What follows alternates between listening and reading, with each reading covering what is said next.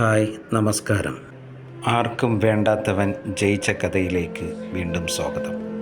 നമ്മുടെ കഥാനായകനും കുടുംബത്തിനും സംഭവിച്ച ദുരന്തമാണ് ഇന്ന് പറയാൻ പോകുന്നത്.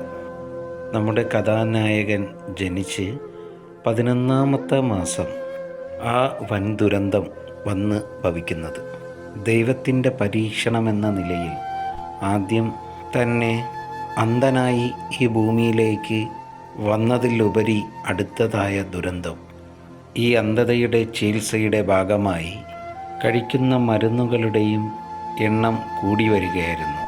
ആയിരിക്കെ ആ 11ാം മാസത്തിൽ നമ്മുടെ നായകന് ഒരു പനി ബാധിക്കുകയും അത് ഒരു വൻ ദുരന്തത്തിലേക്ക് പോയി വീഴുകയും ചെയ്തു.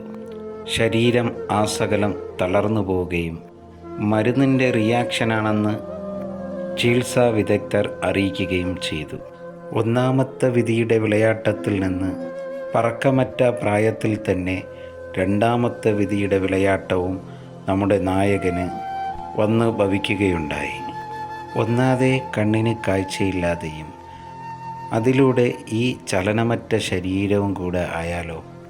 ആ മാതാവിന് ഇതെല്ലാം താങ്ങുവാനുള്ള മനസ്സിൻ്റെ ശക്തിക്ക് ഒരു കുറവുമില്ലായിരുന്നു. കാരണം ആ മാതാവ് ഇതിനെവിടെ വലിയ വലിയ ദുരന്തങ്ങളിലൂടെ നടന്നു വന്നവരാണ്. കാരണം തുടർച്ചയായ 5 മക്കളുടെ വേർപിരിയൽ അവർക്കിത് ഒരു വലിയ ദുരന്തമായി തോന്നിയില്ല.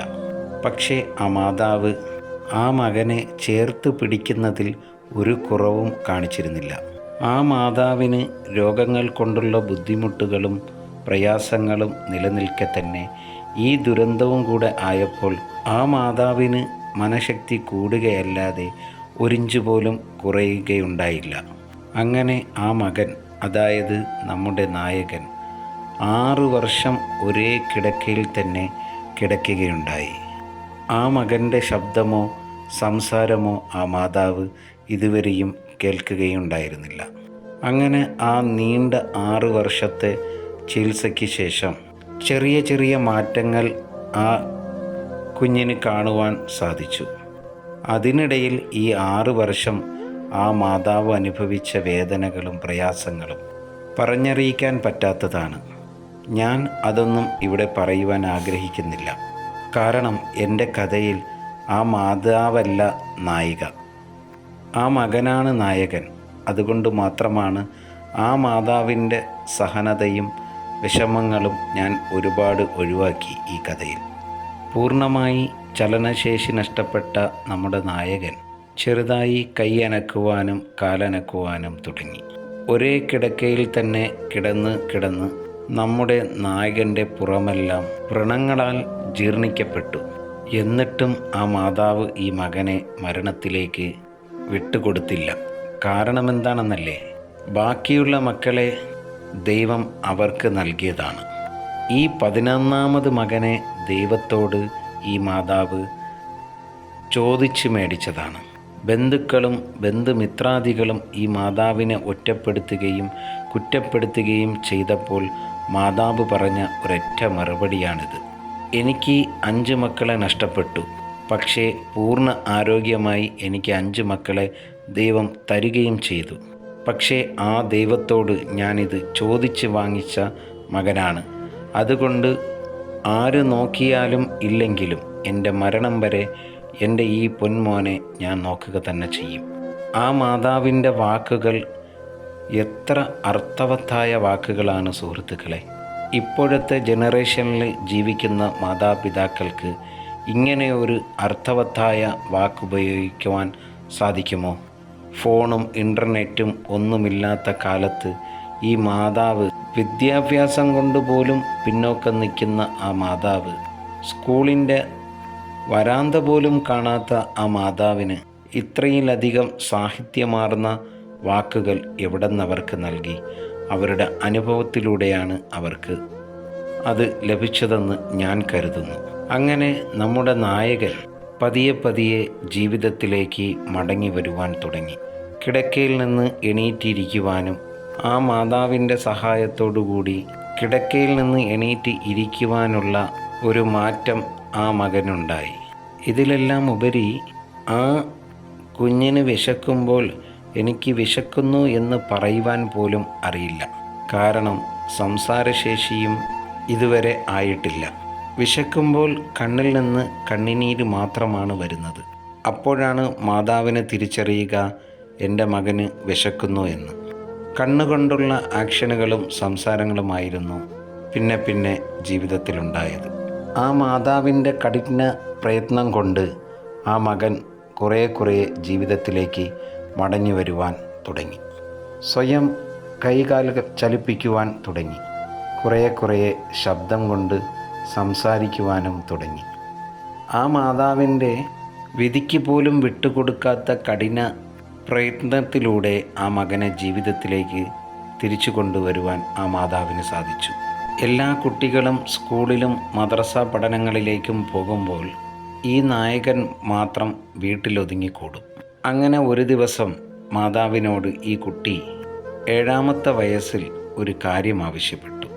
എല്ലാവരും സ്കൂളിലും മദ്രസകളിലും പോകുമ്പോൾ ഞാൻ മാത്രമാണ് ഇവിടെ ഒതുങ്ങിക്കൂടുന്നത്.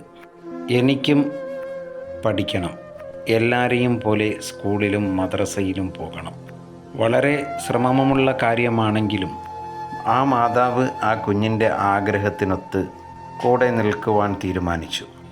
നമ്മുടെ നായകൻ്റെ വീടിനടുത്ത് തന്നെ അവരുടെ ഗവൺമെൻറ് സ്കൂളിലെ ഒരു അധ്യാപകൻ അവിടെ താമസിക്കുകയുണ്ടായി.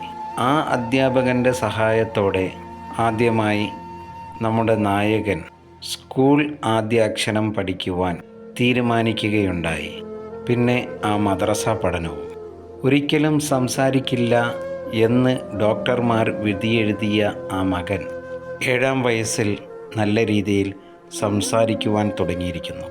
ആ ശരീരത്തിന് പൂർണ്ണമായ മാറ്റങ്ങളൊന്നും ഉണ്ടായില്ലെങ്കിലും ആ കിടക്കയിൽ നിന്ന് എണീറ്റ് നിൽക്കുവാൻ അവൻ്റെ മാതാവ് അവനെ പഠിപ്പിച്ചു.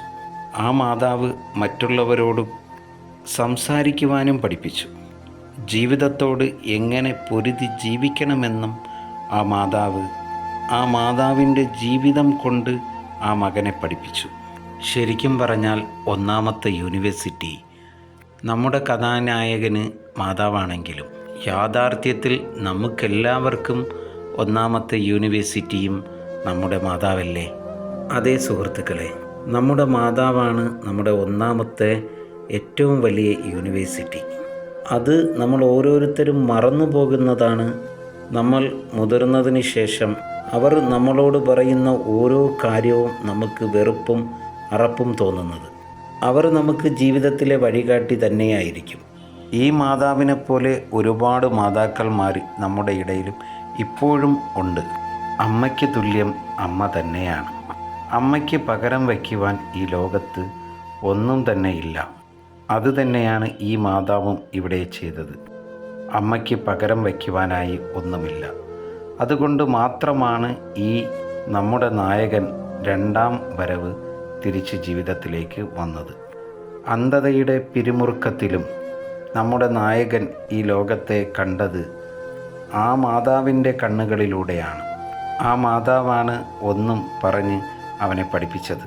ആകാശത്തിൻ്റെ നിറവും നിലാവിൻ്റെ വെളിച്ചവും മനക്കണ്ണിൽ അത് എങ്ങനെ ഇരിക്കുമെന്ന് നമ്മുടെ നായകനെ പറഞ്ഞു പഠിപ്പിച്ചതും ആ മാതാവ് തന്നെയാണ്.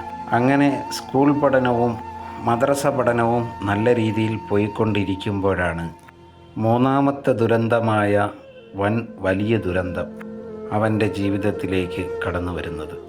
അതേ സുഹൃത്തുക്കളെ, 3ാമത്തെ ദുരന്തമായി നമ്മുടെ നായകൻ്റെ ജീവിതത്തിലേക്ക് ആ ദുരന്തം കടന്നു വരുമ്പോൾ ഇത്രയിലധികം ദുരന്തങ്ങൾ ഏറ്റുവാങ്ങിയ നമ്മുടെ നായകന് വീണ്ടും ദുരന്തങ്ങൾ വഴിയെ വരാനിരിക്കുന്നു എന്നുള്ള കാര്യം ബോധ്യമില്ലാത്തത് കൊണ്ടായിരിക്കണം ഈ 3ാമത്തെ ദുരന്തത്തിൽ നമ്മുടെ നായകൻ മനസ്സുകൊണ്ട് തളർന്നു പോയത്. മനസ്സുകൊണ്ട് തളർന്നിട്ടും ആ മാതാവിൻ്റെ മനധൈര്യം കൊണ്ട് ജീവിതത്തിലേക്ക് കടന്നു വരുവാൻ സാധിക്കും എന്ന പ്രതീക്ഷയോടെ 3ാമത്തെ ദുരന്തവും അതിൻ്റെ വിശകലനവുമായി അടുത്ത പാർട്ടിൽ പറയാം. ജീവിതത്തിലെ ഏത് പ്രതിസന്ധിയെയും തരണം ചെയ്യുവാനുള്ള മനധൈര്യമാണ് നമുക്ക് വേണ്ടതെന്ന് ഈ കഥയിൽ ഒട്ടാകെ പറയുന്നുണ്ട്. അതാരും മറന്നു പോകരുത്. വീണ്ടും ഈ വീഡിയോയുടെ തുടർച്ചയായ വീഡിയോയുമായി വരുന്നതുവരെ നിങ്ങൾ ഓരോരുത്തരോടുമായി വിട പറഞ്ഞുകൊണ്ട് ഈ പാർട്ട് ഇവിടെ വൈൻഡപ്പ് ചെയ്യുന്നു.